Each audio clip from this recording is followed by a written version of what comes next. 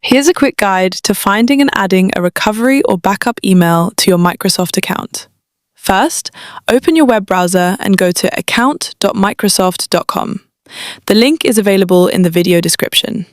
Sign in with your Microsoft account. Click on the Security tab. Under the Account Security section, click on Manage How I Sign In. Under Ways to Prove Who You Are, look for the Email a Code section and check the recovery email currently linked to your Microsoft account.